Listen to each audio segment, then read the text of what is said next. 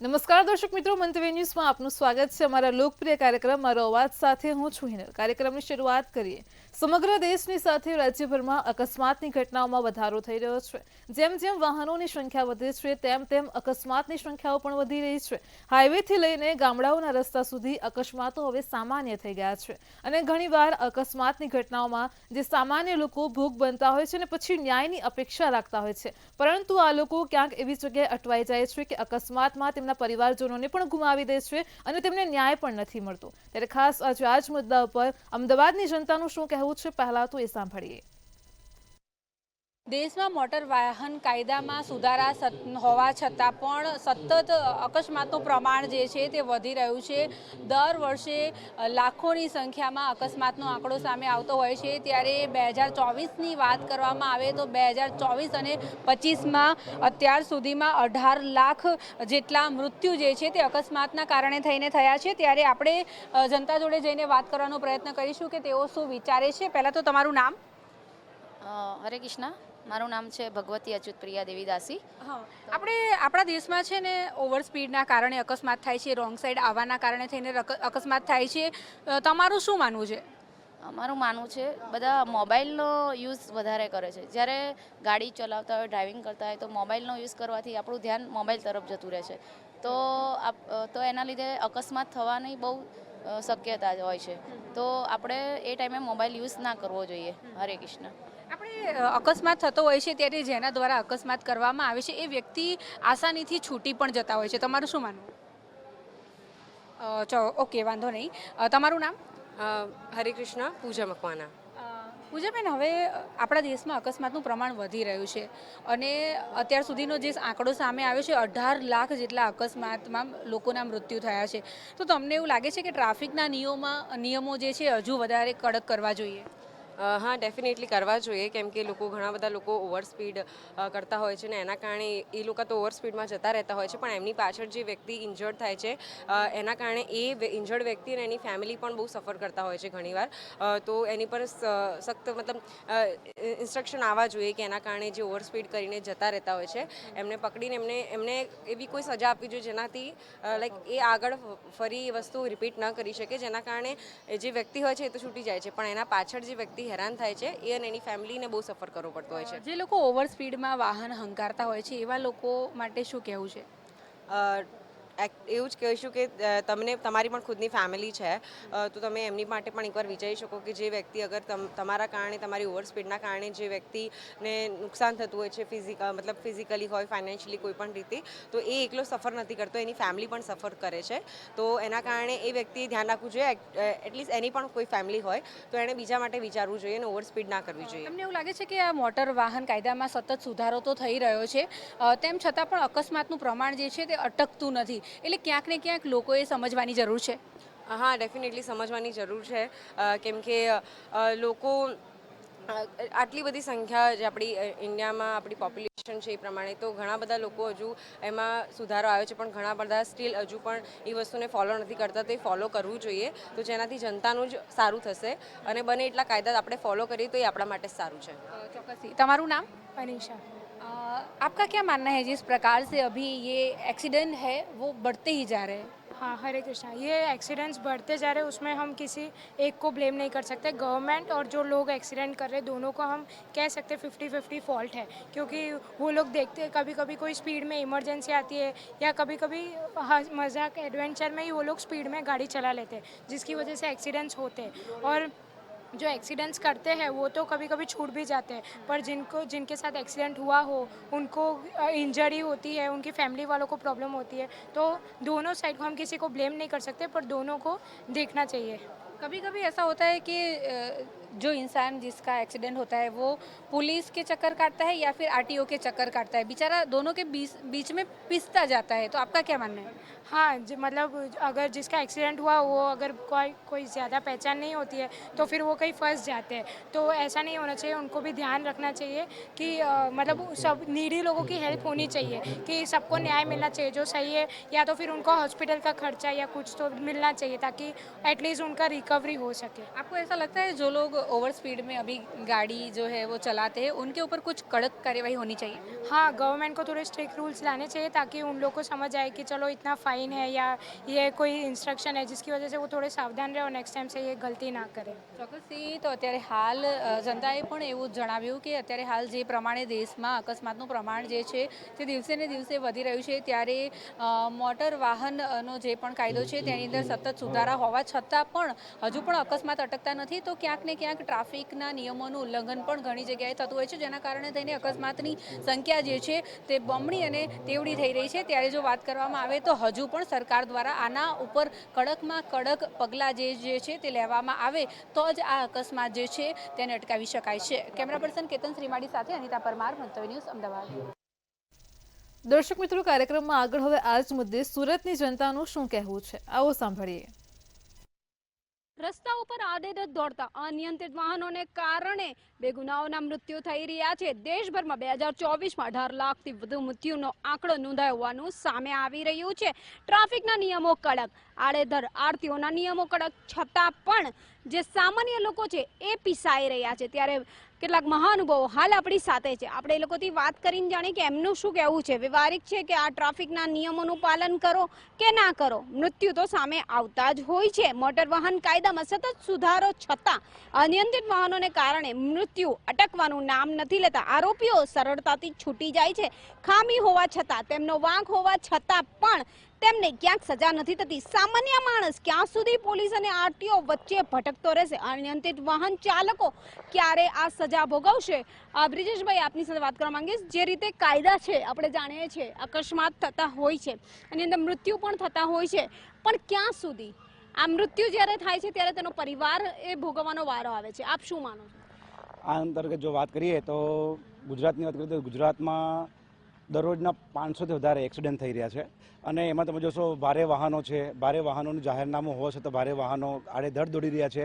તમે જોશો વાહનોના અંદર કેટલીક અલગ પ્રકારની જોગવાઈઓ કરવામાં આવેલી તેમ છતાં આ અકસ્માતો અટકવાનું નામ નથી લેતા। બીજી વસ્તુ જો વાત કરીએ આપણે તો દરરોજ જે એક્સિડન્ટની સંખ્યા વધી રહી છે તેમાં યુવાનોનો સમાવેશ થતો હોય છે, ટીનેજર્સનો સમાવેશ થતો હોય છે, લાયસન્સ વગર કેટલાક વાહનો ચલાવતા હોય છે। પછી તમે જોશો ડમ્પરોની વાત કરીએ, આપણે ભારે વાહનોની વાત કરીએ અને એના અંદર જે કાયદાની વાત કરીએ તો કાયદાની અંદર જોવામાં આવે તો આપણે જેમ કે અંદર રેડિયમ રિફ્લેક્ટર લગાવવાનો હોય છે, પરંતુ એના પર કોઈ જાતની કોઈ પણ પ્રકારની કડકાઈ નથી કરવામાં આવતી। મોટર વ્હીકલ એક્ટના અંદર કહેવામાં આવ્યું છે કે જે પણ રેડિયમ રિફ્લેક્ટર લગાવવામાં આવે તે સારા અને ગુણવત્તાયુક્ત હોવા જોઈએ કે જે સહેલાઈથી દૂરથી જોડે। તેમ છતાં વિભાગ દ્વારા અને કંઈ પણ ડિપાર્ટમેન્ટ એમાં જો કડક વલણ કરવામાં આવે, જેમ કે બીજા રાજ્યોની વાત કરીએ, મહારાષ્ટ્રની વાત કરીએ, એમપીની વાત કરીએ, રાજસ્થાનની વાત કરીએ, તે બધા રાજ્યોએ આવા વાહનો સામે આવા કોઈ પણ ખોટું કરતા હોય તેની સામે અલગ સ્પેશિયલ પ્રકારની પોલિસી દાખલ કરેલી છે અને એ લોકો એમના સામે કડકમાં કડક પગલાં લેવામાં આવે છે। એટલે મારી આપના ચેનલના માધ્યમથી એટલું વિનંતી કહેવા માગું છું કે રોડ પર અકસ્માતો ઘટાડવા હોય તો સૌથી પહેલાં આ નાની વસ્તુ ધ્યાનમાં રાખવી પડશે। પીક અવર્સમાં જ્યારે હોય ત્યારે વાહનો વધારે દોડતા હોય છે, ડમ્પર ચાલકો છે તેનું વાહનોનું લાયસન્સ ચેક કરવું જોઈએ, કેમ કે એમાં તમે જોશો 80થી 90% લોકો બોગસ લાયસન્સ જોવા મળતા હોય, પરંતુ આજ સુધી એમનું કંઈ ચેકિંગ નથી કરવામાં આવતું। તે બધું ચેકિંગ કરવામાં આવે ને ઇફેક્ટિવ કરવામાં આવે તો ફરક પડશે। જેમ કે હમણાં થોડા સમય પહેલાં હિટ એન્ડ રન માટેની જે સરકારે જે પોલિસી લાવવામાં આવી, પરંતુ કેટલાક લોકોએ હડતાલ કરવામાં આવી ને આ બધું કરવામાં તેના કારણે થોડું એના પર વિચારણા ચાલે છે। પરંતુ મારા મત મુજબ જો જ્યાં સુધી કડકમાં કડક પગલાં લેવામાં ન આવે ત્યાં સુધી અકસ્માતોની સંખ્યા વધતી હશે અને અકસ્માતો જે થઈ રહ્યા છે તેમાં લોકોને એમ જ લાગે છે કે અકસ્માત થઈ ગયું એ એકદમ નજીવી બાબત વિચારતા હોય, પરંતુ જેના ઘરમાં આવું એક્સિડન્ટ થતું હોય છે તેનો આખો પરિવાર વિખેરાઈ જતો હોય છે અને એનું આખું દુનિયા ખરાબ થઈ જતી હોય છે, એવું મારું માનવું છે। એટલે કડકમાં કડક પગલાં લેવા જોઈએ સરકાર દ્વારા। આમ તો પગલાં લેવાય છે એવું કહેવામાં આવે છે, સજા થાય છે એવું કહેવામાં આવે છે, પરંતુ કાકા ક્યાંક આપણે વાત કરીએ તો જે આરોપીઓ હોય છે એ તો છૂટી જતા હોય છે, ખામી હોય છે, એમની ભૂલ હોય છે, છતાં પણ તેઓ છૂટી જતા હોય છે। આપણી સરકાર આ વસ્તુમાં આવા કાયદા અઘરા બનાવે પણ એનો અમલ કરાવવામાં નિષ્ફળ જાય છે। અહીંયા આ લોકો જે ખામીવાળા છે એ તદ્દન દેખીતી રીતે જે લોકો ગુનેગાર છે એવું સાબિત થતું હોય છતાંય તાત્કાલિક એને જામીન મળી જાય, કોર્ટમાં કેસ લાંબો ટાઈમ સુધી ચાલે અને પછી એમાં ફોરફીટ થઈ જાય। આ જે પ્રક્રિયા છે એના કારણે આવા લોકોને કોઈ તકલીફ પડતી નથી અને એ લોકો બિંદાસ જીવે છે। એટલે છૂટો ડર એવા લોકોને મળી જતો હોય છે. ભાઈ આપ શું માનો છો? હિટ એન્ડ રનની ઘટનાઓ અસંખ્ય બનતી હોય છે. વર્ષ 2024માં 18 લાખથી વધુ અકસ્માતો દેશની અંદર નોંધાયા છે. દેશની અંદર અકસ્માતના લીધે મૃત્યુનું પ્રમાણ ચોક્કસથી વધ્યું છે. એની પાછળ સરકાર દ્વારા અનેક પગલાં લેવા આવવા છતાં પણ આરટીઓની જે પોકળ કામગીરી છે કે સામાન્ય લાયસન્સ જે તમારે રજિસ્ટ્રેશન કે રિન્યુઅલ કરાવવાનું હોય એના માટે પણ ખૂબ લાંબો સમય લઈ લેવામાં આવે છે. એક્સેસ જેવું નાનામાં નાનું વ્હીકલ પણ જો ટ્રાન્સફર કરવાનું હોય તો જાણે નાકે દમ આવી જાય એટલું બેકાર તંત્રનું કામ છે. અને એની સાથોસાથ જ્યારે અકસ્માત કર્યા પછી વ્યક્તિગત રીતે આરોપી જે હોય છે આપણા દેશની અંદર જામીન મળવા પાત્ર છે એનો ફાયદો ઉઠાવી અને નાના અમથા કેસમાં 10,000 કે 15,000ના જામીન લઈને છૂટી જાય છે. પણ આ તકલીફ અને આ વેદના ત્યારે જ ખબર પડે જ્યારે તમારું નજીકનું સ્વજન જાય ત્યારે. એટલે એટલી નાજુક આપણી સરકાર છે કે મોત જેવો ખેલ ખેલીને ઇનડાયરેક્ટલી હિટ એન્ડ રન કેસની અંદર ભાગી જાય અને સામાન્ય બાબતની એને સજા આપી અને છોડી મૂકવામાં આવે છે અને પછી બિંદાસથી ફરે છે. એટલે વહેલામાં વહેલી તકે સરકાર અને તંત્રએ સંલગ્ન કરીને આના વિરુદ્ધ કડક અને શિક્ષાત્મક પગલાં લેવા ખૂબ જ જરૂરી છે. શિક્ષાત્મક પગલાં લેવા ખૂબ જ જરૂરી છે. આપ શું માનો છો? ખરેખર સરકાર તો પગલાં લે જ છે, પણ પોલીસ તંત્રએ પણ થોડું કડક બનવું જોઈએ અને દરેક સ્કૂલોમાં જઈને ટ્રાફિકના અવેરનેસ માટેના પ્રોગ્રામ કરવા જોઈએ. અને બીજી એક રોડ સેફટી પેટ્રોલ કરીને સંસ્થા ચાલતી હતી, દરેક સ્કૂલોમાં ટ્રેનિંગ અને સ્ટુડન્ટોને ટ્રેનિંગ આપતી હતી. તો આ ટ્રેનિંગ માટે ધ્યાન આપવું જોઈએ. ટ્રેનિંગ માટે ધ્યાન આપવું જોઈએ. સ્કૂલ એક એવું પગલું છે કે જ્યાંથી તમે શરૂઆત કરો, બાળકોને શીખવશો એ વાલીઓને શીખવશે અને પરિવારમાં વાત કરશે, જેનાથી ક્યાંક ને ક્યાંક અકસ્માતો અટકી શકે. આપ શું માનો? અકસ્માત નિવારણ કેન્દ્ર પ્રમુખ રાજુભાઈ શેઠક્કર, મારા અનુભવ પ્રમાણે જે હિટ એન્ડ રનના જે બનાવ બને છે એમાં એકથી અનેક વ્યક્તિઓના મોતને ઘાટ ઉતારી દે છે. તો આવા ગુનામાં એમને માનુષ્યવધનો ગુનો દાખલ કરવો જોઈએ અને મોબાઈલ ચાલુ ગાડી વાપરતા જે કાળા કચની ગાડીઓ ચલાવવી જોઈએ, ચલાવતા હોય છે, નશો કરીને ગાડી ચલાવતા હોય છે, રોંગ સાઈડ ગાડી ચલાવતા હોય છે. અને આ જે કંઈ બધા બનાવો બને છે તેની અંદર જ્યારે ફેડરલ એક્સિડન્ટ થાય છે ત્યારે જે કંટ્રોલને મેસેજ આપવામાં આવે છે તો સ્થળ પર પીઆઈ આવતા જ નથી. નિયમ છે કે દરેક પોલીસ સ્ટેશનના પીઆઈ હાજર રહેવું, તે રહેતા નથી. સખત કાયદા નથી અને જે પોલીસ સ્ટેશનમાંથી જ મનને છોડી મૂકવામાં આવે અને એમને ભાઈબંધગીરી હોય એવું લાગે છે. અને આવા જે કંઈ બનાવ બને તેમાં સખત હાથે કામ લેવામાં આવે, વાહન જપ્ત કરવામાં આવે અને પોલીસ સ્ટેશનમાંથી કોઈ પણ વાહન અકસ્માતનું છોડવામાં જ નહીં આવે. કોઈ પણ વાહન અકસ્માતનું છોડવામાં જ નહીં આવે. બ્રિજેશભાઈ, ફરી તમારી પાસે એટલા આવવા માંગીશ, તમને નહીં લાગતું પોલીસ અને આરટીઓની ખોખોની રમતમાં લોકો ભોગ બની રહ્યા છે? આના માટે જો વાત કરીએ તો હમણાં હાલમાં જ એક તો અમદાવાદ ખાતે માનનીય હાઈકોર્ટ દ્વારા એક રીટ પિટિશન દાખલ કરવામાં આવ્યું. એની અંદર વાત કરીએ કે દરેક વિભાગને એની અંદર પાર્ટી બનાવવામાં આવી છે.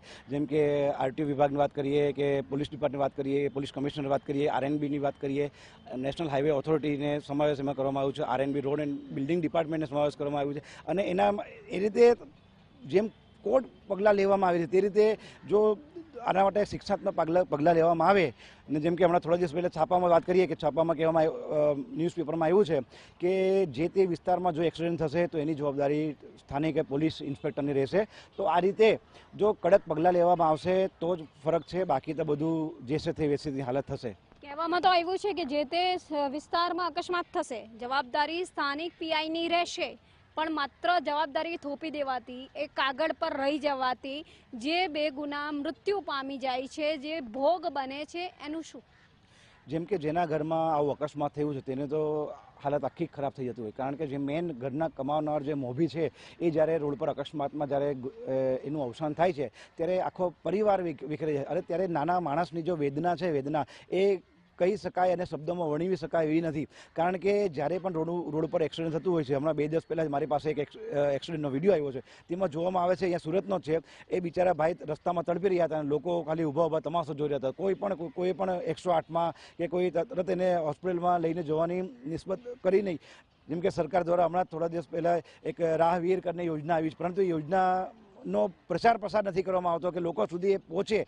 25,000 રાહવીરને યોજનામાં આપવામાં આવે છે, પરંતુ એ યોજના દરેક સુધી પહોંચે ફક્ત ખાલી કાગળ પર લખવાથી કે ખાલી કાગળ પર કહી દેવાથી કંઈ ફરક નથી પડતો. એટલે આ આપણા ચેનલના માધ્યમથી મારે ગુજરાતમાં ચાલનારી એક રોડ સેફ્ટી ઓથોરિટી કરીને છે ગાંધીનગર ખાતે, તેમને પણ મારે મેસેજ આપવો છે કે ફક્ત તમારે કહેવાથી કે કંઈ ફરક નહીં પડશે. જ્યાં સુધી તમે સ્થાનિક લેવલ પર કે તમે પબ્લિક સુધી નહીં જશો ત્યાં સુધી બધું નકામું છે.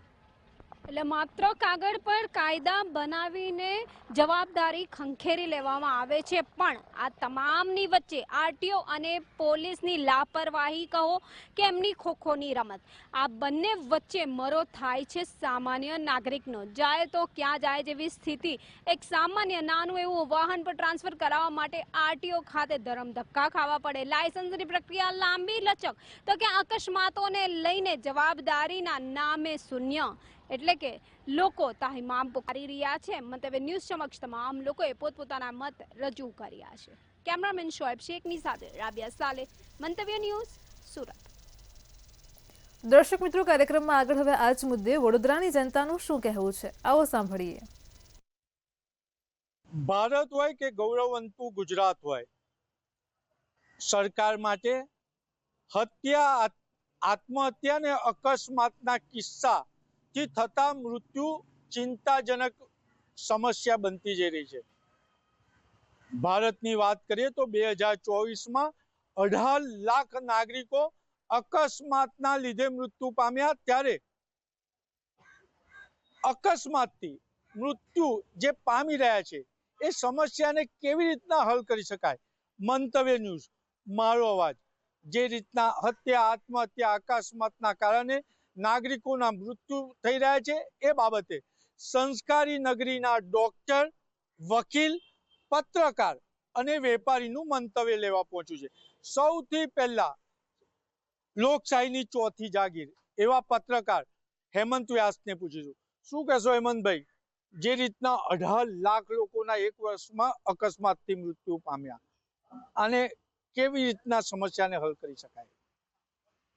તમે દેશની વાત કરી રહ્યા છો ત્યારે ખાસ કરીને જે વાહનોની સંખ્યામાં ઉત્તરોત્તર વધારો થઈ રહ્યો છે, એની સંખ્યા જોતા એક દિવસ એવી પરિસ્થિતિ થશે કે લોકો ચાલીને પણ નહીં જઈ શકે. એટલા બધા વાહનો વધવાના છે. અને ખાસ કરીને સરકાર હવે ઈવી ઉપર વધારે જોર આપી રહ્યું છે. અને ઈવી એટલે મફતના ભાવે લોકો વાહન ચલાવી રહ્યા છે. ત્યારે ઈવીને કારણે હજી આનાથી 3 ગણા વાહનો વધારો થવાનો છે. તેવે સમયે કેન્દ્ર સરકાર હોય, રાજ્ય સરકાર હોય કે લોકલ ઓથોરિટી હોય, એ લોકોએ હવે વિચારવાની જરૂર છે કે પાર્કિંગની વ્યવસ્થાથી લઈને સાથે સાથે આ બધા જ રોડ ઉપરના જે વાહનોની સરળતાથી કેવી રીતે જઈ શકે એ વ્યવસ્થા કરવાની જરૂર પડશે. રસ્તા ખાલી 40 મીટરના નહીં ચાલે, એનાથી મોટા રસ્તા બનાવવાની જરૂર પડશે. એટલું જ નહીં, જે રીતે વાહનોની સંખ્યા વધે છે, અકસ્માતોની સંખ્યા પણ એની સાથે સાથે વધે છે. બેફામ રીતે જે લોકો વાહન ચલાવે છે અને અકસ્માત કરે છે એ ખરેખર ગુનેગાર છે. હિટ એન્ડ રનથી લઈને અકસ્માત થાય છે અને લોકો જે મરે છે એવા લોકોને ખરેખર સજા થવી જોઈએ, પણ એવાને સજા મળતી નથી. પણ ખરેખર કોઈકે ભૂલથી અકસ્માત કરી દીધો હોય એવાને વધારે સજા મળી જાય છે. ત્યારે બે બાજુના અલગ અલગ પ્રકારના કાયદા બનાવવાની જરૂર પડશે આગામી દિવસ માટે. કારણ કે હિટ એન્ડ રન થી જ બધાને એક સરખા ગણવામાં આવશે તો એમાં જે ભૂલથી અકસ્માત કરનારા છે એને પણ એટલી જ સજા મળશે. એટલે તે વખતે આ બધા કાયદાઓનું પણ અર્થઘટન કરીને વિચારવાની જરૂર પડશે. તમે બીજો મુદ્દો કીધો કે અકસ્માત, તો ખાલી માત્ર રોડ અકસ્માત નથી થતા, ટ્રેનના અકસ્માતો એટલા જ વધ્યા છે. પ્લેન ક્રેશ થયું અમદાવાદમાં જે રીતે થયું છે, એ જ રીતે મોલની અંદર આગ લાગી અને અકસ્માત થયો છે. હોળી હોનારત વડોદરાની થઈ છે. સુરતમાં જે રીતે ટ્યુશન ક્લાસમાં થયું છે. આવા બધા અનેક પ્રકારના અકસ્માતો થઈ રહ્યા છે, વધી રહ્યા છે. તમને ખાલી એમાં એક કોર્ટને લગતી એક બાબત મને ધ્યાન પર આવી છે કે રાજકોટની અંદર જે રીતે કિસ્સો બન્યો અને તાત્કાલિક હાઈકોર્ટે એવું કહી દીધું કે ભાઈ તપાસ કરાવો, જવાબદાર અધિકારીઓ સામે પગલાં ભરો. એવી જ રીતે મોરબીની ઘટના બની, પુલ તૂટી ગયો અને તાત્કાલિક અસરથી કહેવામાં આવ્યું કે તપાસ કરો અને જવાબદાર સામે પગલાં ભરો. એવી જ રીતે હોળી હોનારતમાં પણ થઈ રહ્યું છે.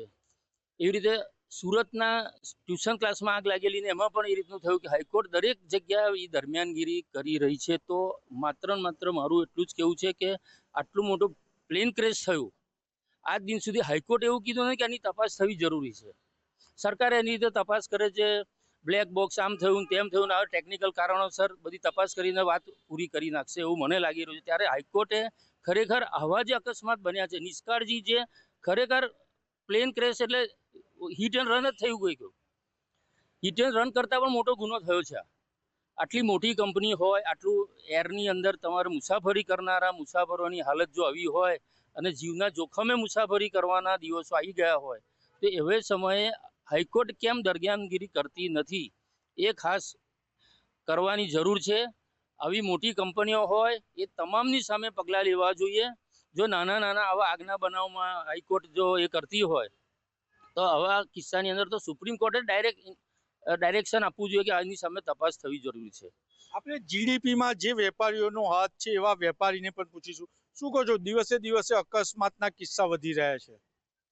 હું અમારા મિત્ર હેમંતભાઈ સાથે સહેમત છું કે એમણે જે રીતના કીધું છે કે પ્રશાસને કડક પગલાં લેવા જોઈએ, એ જ બાબતમાં કહીશ કે જ્યાં સુધી કોઈ પણ પ્રકારની દંડની જોગવાઈ નથી હોતી ત્યાં સુધી માણસની આંખ ઉઘડતી નથી. કંઈક જવાબદાર માણસો છે પણ એનાથી વધારે જવાબદાર પ્રશાસન પણ છે કે જે દરેક વસ્તુને લેટ ગો કરી દે છે ઇઝીલી. જો પ્રશાસન બનેલા દરેક બનાવ પર કડક કાયદે અમલ કરવા જાય, દાખલા તરીકે અમુક સિટીમાં, અમુક મેગા સિટીમાં હેલ્મેટ પણ કમ્પલસરી કરવામાં આવ્યા છે. જો એની સામે કમ્પલસરી નહીં હોય, સારો એવો દંડ ફટકારવામાં આવે છે તો લોકો એ વસ્તુનું પાલન સારી રીતના કરે છે. તો જે જગ્યા પર કડક કાયદે આ રીતના દંડની જોગવાઈ કરીને બી નિયમોનું પાલન કરાવડાવે તો મારા હિસાબે અકસ્માતોમાં પણ ફરક પડી શકે અને જે અકસ્માત બનાવ બને છે એના પર લાવેલા નિયમો કડક કાયદેસર ફોલોઅપ કરે તો કદાચ અકસ્માત અટકી શકે. પણ અલ્ટિમેટમ ઇઝ દેટ કે નિયમો જે પણ બને છે એના પર કાયદેસર લાંબી પુરવાઈ સાથે જો એના પર પાલન કરવામાં આવે તો અકસ્માતમાં કંઈક સુધારો થઈ શકે. આપણે ડોક્ટરને પૂછીશું, શું કહો છો, અકસ્માતના કિસ્સા વધી રહ્યા છે અને 1 વર્ષમાં 18 લાખ નાગરિકો મોતને ભેટ્યા છે? હવે હું જો વાત કરું તો એક ડૉક્ટર તરીકે જે અકસ્માતો થાય છે અને એની સહાય માટે સરકાર પણ આપે છે કે જે કોઈ પણ પાસે પૈસા નથી તો તમને ફ્રી ઓફ કોસ્ટ તમને બધી સહાય મળી જશે નજીકની હોસ્પિટલમાં 108થી ઇમરજન્સી. આ બધી વસ્તુ આવે છે કે અકસ્માત થયા પછીની ટ્રીટમેન્ટ. પણ એક ડૉક્ટર તરીકે જોવા જાય તો આપણો કોઈ પણ રોગ હોય તો આપણે એવું વિચારીએ કે એનું પ્રિવેન્શન કેમ થાય. માની લો આપણે મલેરિયા થાય છે, મલેરિયા કેનાથી થાય છે કે મચ્છરથી થાય છે, તો એનું પ્રિવેન્શન માટે કે મચ્છર ન થાય આપણી આજુબાજુ કે પહેલાં એ વસ્તુ થવી જ ન જોઈએ કે આપણે ટ્રીટમેન્ટ તરફ આપણે વળીએ. પણ જો થયું તો ટ્રીટમેન્ટ તો અવેલેબલ છે, એના માટે તો કરે છે. તો અકસ્માત થાય છે કેના કારણે? તો જે લોકો બેદરકારી ભર્યું કે જે લોકો બેફામ ચલાવે છે, જેમ કીધું પત્રકાર સાહેબ એવી રીતના કે તો એ લોકોને તો સજા થવી જ જોઈએ. પણ એનું રૂટ કોઝ લેવા જાય તો અકસ્માત કેના લીધે જાય છે? તો એક તો ડ્રાઈવર પોતે, પછી રસ્તાની હાલતો છે, એનું આજુબાજુનું ઇન્ફ્લુઅન્સ કેવું છે કે અમે નાના હતા તો ભાઈ એની કોઈ એવી સમજણ નથી હોતી કે ભાઈ એક હાથે વાહન ચલાવશું, એક હાથે વાત કરતાં કરતાં ચલાવશું, સીટ બેલ્ટ વગર આપણે કરશું, આજુબાજુ ધ્યાન રાખવાનું. તો બધી જ વસ્તુમાં એને ઓવર કોન્ફિડન્સ આવી જાય છે કે ભાઈ કાંઈ નથી થવાનું, 140 ચલાવો, 150 ચલાવો. તો જે વ્યક્તિઓ જે છે ડ્રાઈવર તેને પોતે જ વિચારવાની જરૂર છે કે ભાઈ મારા માટે બધાની કેપેસિટી અલગ અલગ છે કે મારા માટે હું આટલી સ્પીડમાં ચલાવીશ કે એક હાથે ચલાવીશ, ટુ વ્હીલર ચલાવીશ કે તો કઈ રીતે મારા માટે હું સેફટી તરફ આવીશ. એને પોતાને ખબર જ હોય છે કે હું કેવી રીતે વાહન ચલાવીશ તો મારાથી કોઈ એક્સિડન્ટ નહીં થાય. તો એને ઓવર કોન્ફિડન્સમાં જઈને અથવા તો એને એવું વિચારવાનું છે કે હું મારા નથી કરવાનું. આપણે એક સામાજિક ઉદાહરણ લઈએ તો આપણે લોકો છે બરોબર છે, એક સ્ત્રી અને પુરુષના વોશરૂમમાં જાય તો પુરુષમાં જ જાય છે ને સ્ત્રીમાં જ જાય છે, કંઈ એકબીજામાં નથી જતા. કોમન સેન્સ છે. તો એવી જ રીતે આપણે ખબર જ છે કે જો આપણે આવી રીતના વાહન ચલાવશું, ખરાબ રીતે ચલાવશું તો કાં તો આપણને તકલીફ પહોંચવાની છે, કાં તો રોડ ઉપર ચાલતા વ્યક્તિઓને અથવા તો બીજા લોકો જે ડ્રાઈવ કરીને વાહન લઈને જાય છે એ લોકોને. હવે આ જમાનામાં તો એવું છે કે પહેલાં એવું હતું કે આપણે ચાલીને જતા તો એટલો તકલીફ નથી પડતી. હવે વાહનોની સંખ્યા, રોડ જે રીતે વધે છે, આપણે અહીંયા ઊભા હોય છે ને તો આપણે પણ અહીંયા આપણે ખતરો હોય છે કે ભાઈ ક્યારે કયું વાહન આપણને અકસ્માત કરી જશે. તો એમાં આપણે પોતે જ જવાબદાર થવાના છીએ કે ભાઈ આપણે વિચારવાનું છે કે આપણે કઈ રીતે ડ્રાઈવ કરવાનું છે. આપણે આ સ્ત્રીનું શૌચાલય છે તો પુરુષે નથી જ જવાનું છે, એ આપણે જ નક્કી કરવાનું છે. જો આપણે પોતે આટલું ધ્યાન રાખશું તો આપણે 100% એનું પ્રિવેન્શન થઈ શકશે. અને જો પછી થઈ જ જવાનું છે તો પછી સરકાર અને બધા લોકો તરફથી તો સહાય મળે જ છે અને એની ટ્રીટમેન્ટ પણ આપણે લોકો કરીએ છીએ. આપણે વકીલને પૂછીશું, શું કહો છો? 18 લાખ નાગરિકોના મૃત્યુ. ના, આમાં કશું કહેવા જેવું નથી. 18 મળ્યા, ઓછા મળ્યા છે. 36 લાખ મળશે, 72 લાખ મળશે. ત્યારે કંઈક વ્યવસ્થિત સરકાર લોકો જાગશે અને સરકાર જે રીતે બીજી બધી યોજનાઓની, બીજી બધી વસ્તુઓની ખૂબ જોરશોરથી જાહેરાત કરે છે ને, એવી રીતે 18 લાખના આંકડાની કોઈ દિવસ જાહેરાત નથી કરતી. એ સરકારે કરવી જોઈએ. સરકારનું કામ છે. નરેન્દ્ર મોદી સાહેબ લાલ કિલ્લા પરથી 15 ઓગસ્ટના દિવસે એવું કહી રહ્યા હોય કે ઓબેસિટી દેશની સમસ્યા છે, તો હું એવું માનું છું, ચોક્કસપણે માનું છું કે ભલે લાલ કિલ્લા પરથી ના બોલે, 15 ઓગસ્ટમાં ના બોલે, 26મી જાન્યુઆરીએ ના બોલે, પણ વિધાનસભાની અંદર જ્યારે દેશને સંબોધન કરી રહ્યા હોય, મન કી બાતમાં જ્યારે દેશને સંબોધન કરી રહ્યા હોય, ત્યારે એમણે જરૂર અપીલ કરવી જોઈએ. અને મોદી સાહેબની જે રીતની એક શૈલી રહી છે કે આપણા પુરાણો, વેદો, શાસ્ત્રોમાંથી ઇન્સ્પાયર થઈ અને ઘણી વખત કહેતા હોય છે, આજે આ ગોકુળ અષ્ટમીના દિવસે, જન્માષ્ટમીના ઉત્સવે હું મંતવ્ય ન્યૂઝના તમામ દર્શકોને એક વાત કહેવા માંગીશ કે આખું મહાભારત વાંચી લો. આખા મહાભારતમાં રોડ પર એક પણ એક્સિડન્ટ નોંધાયો નથી. કેમ? કેમ કે એ સમયમાં રોડ એક્સિડન્ટ, રોડ અકસ્માત એ સમસ્યા હતી નહીં. વેદવ્યાસજીએ જ્યારે મહાભારત લખ્યું ત્યારે એની અંદર રોડ અકસ્માત જેવી વસ્તુ, જીવનના દરેક પહેલું એમણે આવરી લીધા છે. પર સ્ત્રી સંગતથી શરૂ કરી વસ્ત્રાહરણ સુધીનું બધું જ આવરી લીધું છે. તે છતાં વેદવ્યાસજીએ અકસ્માત નથી નોંધ્યો. કેમ? અકસ્માતના નામે એમણે 2 વસ્તુ નોંધી છે, એક લાક્ષાગૃહ અને બીજું ચક્રવ્યૂહ. પણ રોડ પર અકસ્માત નથી નોંધાયો. અને રોડ પર અકસ્માત કેમ નથી નોંધાયો? કેમ કે ત્યાંની જે પ્રજા હતી એની ખબર હતી કે અમારે ક્યાં ચાલવાનું છે, કેવી રીતે ચાલવાનું છે. રથના જે સારથી હતા એ કૃષ્ણ જેવા સારથી હતા અને કૃષ્ણને ખબર હતી કે મારે રથ ક્યાં ચલાવવાનું છે. એ ઇન્સ્પિરેશન જો આપણે આજે નહીં લઈએ આપણા વેદોમાંથી, પુરાણોમાંથી, તો આપણું પતન નક્કી છે. અને આપણા દેશની અંદર આ જ રીતે લોકો કાંદા, બટાકા, ગાજર, મૂળીની જેમ મળતા રહેશે અને એની પાસે કશું જ નહીં થાય. ભારત દેશ આધ્યાત્મિક દેશ કહેવાય છે, ત્યારે ખૂબ સરસ વાત વકીલે કહી છે કે મહાભારત હોય કે રામાયણ હોય, એમાં કોઈ પણ જગ્યાએ અકસ્માતથી કોઈ મૃત્યુ નથી નોંધાયું. ત્યારે સરકારે પણ હવે ચિંતા કરવાની જરૂર છે કે વસ્તી તો વધી રહી છે, પરંતુ જે રીતના રોડ પર વાહનોની સંખ્યા વધી રહી છે, વસ્તી અને વાહનોની સંખ્યાના લીધે જ ક્યાંક ને ક્યાંક અકસ્માતના, મોતના કિસ્સા પણ વધી રહ્યા છે. કેમેરામેન મિલિંદ મેલે સાથે નિલેશ બ્રહ્મભટ્ટ, મંતવ્ય ન્યૂઝ, વડોદરા. દર્શક મિત્રો, મારો અવાજમાં હાલ આટલું જ. આવતીકાલે ફરી મળીશું કે નવા અને રસપ્રદ મુદ્દા સાથે. ત્યાં સુધી પડે પડની અપડેટ મેળવો માત્ર મંતવ્ય ન્યૂઝ પર. નમસ્કાર.